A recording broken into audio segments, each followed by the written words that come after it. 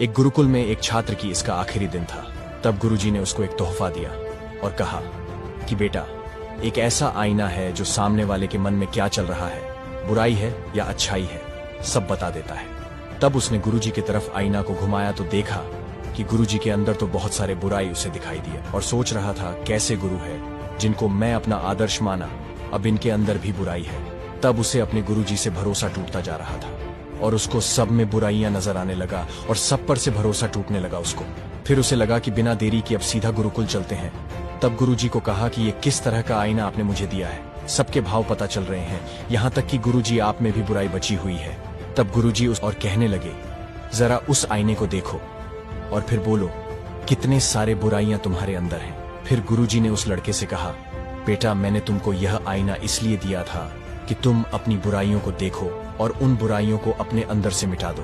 और तुमने पूरा दिन निकाल दिया ये देखने में कि किसके अंदर क्या बुराई है, जबकि यह नहीं देखा कि मेरे अंदर कितनी बुराइयां हैं। निष्कर्ष, यह दुनिया में सब यही तो कर रहे हैं, एक दूसरे की बुराइयां देख रहे हैं और उन बुराइयों पर बैठकर डिस्कशन कर रहे हैं और अपना टाइम वेस्ट कर रहे हैं, बजाय इसके कि अपने अंदर जो बुराइयां हैं उनको ठीक करके एक अच्छे इंसान बनने के बजाय यह सब कर रहे हैं।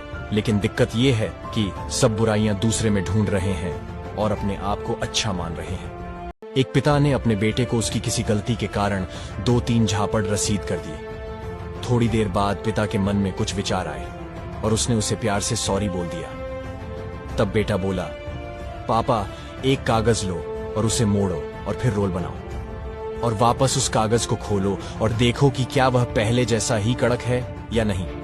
तब पिता वैसा ही करता है और बोलता है कि नहीं बेटा। तब बेटा बोला, सही कहा, रिश्ते भी ऐसे ही होते हैं, पीटने के बाद सिर्फ सॉरी बोलने से काम नहीं चलता पापा। तब पिता बोलते हैं, अच्छा बेटा, बाहर मेरा स्कूटर खड़ा है, जरा जाओ और उस पर एक किक मारो और फिर बताओ कि क्या वह स्टार्ट हुआ। तब बेटा बाहर गया और फिर बहुत जोर से उसने स्कूटर को एक किक मारा, लेकिन वो स्टार्ट नहीं हुआ। तब अपने पिता से बोला कि स्टार्ट नहीं हुआ पापा। फिर पिता बोले कि अब पुनः वापस जाओ और 3-4 किक मारो और फिर देखो। तब बेटा वापस गया और उसने वैसा ही किया और फिर स्कूटर स्टार्ट हो गया। तब फिर पिता बोले कि तू भी वही स्कूटर है, कागज नहीं, और ज्यादा ज्ञान मत दे मुझे, नहीं तो फिर से स्टार्ट कर दूंगा तुझे। निष्कर्ष, बिगड़ैल लाडलो को समय समय पर स्टार्ट करते रहे ताकि उनकी शराफत की बैटरी चार्ज रहे।